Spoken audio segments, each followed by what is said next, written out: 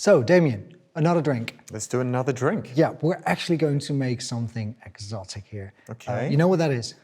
No, what have we got here? So that is a blend based upon rooibos. So I designed this recipe for the Cape Town Coffee Festival. Righto. If we're thinking hot beverages, if we're thinking Cape Town, if we're thinking South Africa, what's the first ingredient that comes to mind? As you say, rooibos. Rooibos, indeed. So this is a blend of rooibos. There's some honeybush in there, dried orange peel, some lemongrass for the citrusy notes, some dried rose petals, as you can see. Wow. Yeah, give it a smell.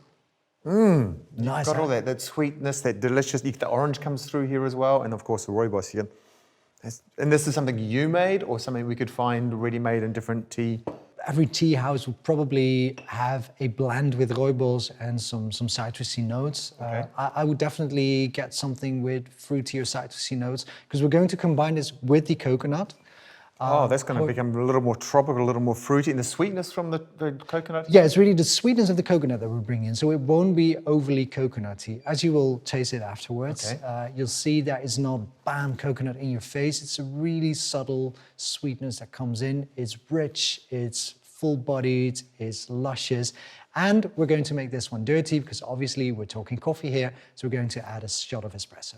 Does it have to be espresso? Could I make this drink maybe with different types of coffee? Could I use a filter? Could I use a Yeah, you can even serve it without coffee. I mean, if you do let someone in your house that doesn't drink coffee, can't imagine so, but you can do two versions. Okay. So a dirty version and a clean version without coffee.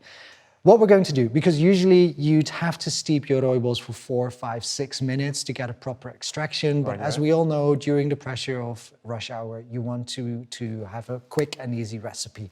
So we're going to steam this together with the coconut in the jug. Okay, so that's going to pull out the flavor as we're using the steam one to... Exactly, so we're causing a bit of agitation, which will extract the flavors more easily. Yeah, so if you could do me about 3 grams in a little jug and then add the coconut straight to that. Okay. I'll brew the espresso shots and then we'll do the rest of the recipe together. Let's go. Okay, so as Maureen was saying, we've already got our ingredients here. We'll take a mixture of the different, so I've got the rooibos and I do want to grab a little bit of the other petals and the rose, and that's all going to be in there together.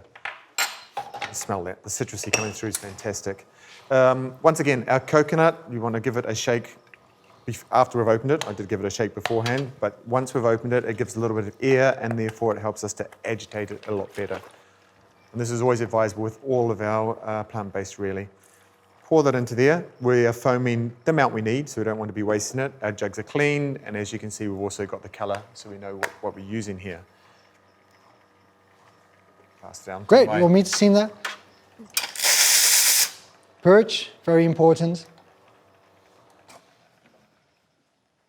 And then steam that all together. So here we're still trying to create the movement.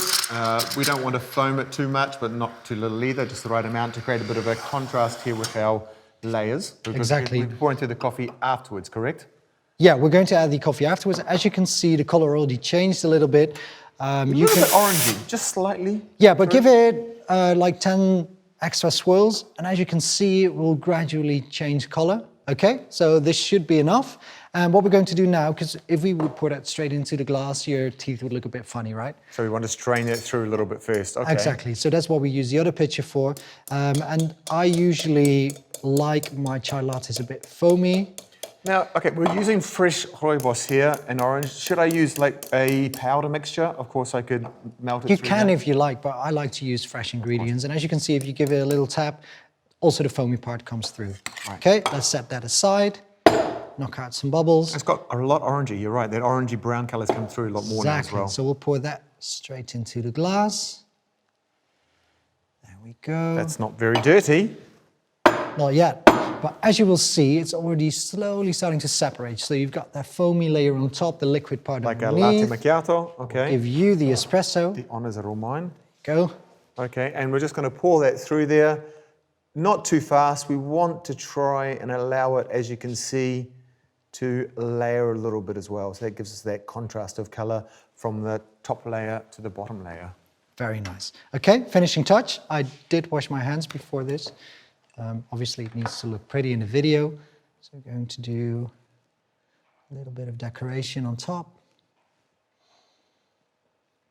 And maybe if we can pick a a rose petal. There we go. Oh, nice. Here it is, My honours. your Cape Town sunset. Cape Town sunset.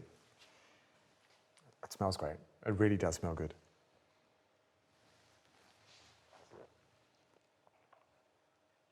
That coconut's delicate. It binds really well. Strange, right? Yeah. And you've got a little bit of that bitterness and the coffee flavour coming through. Ah, very well done. Cape Town sunset. Enjoy. Thank you.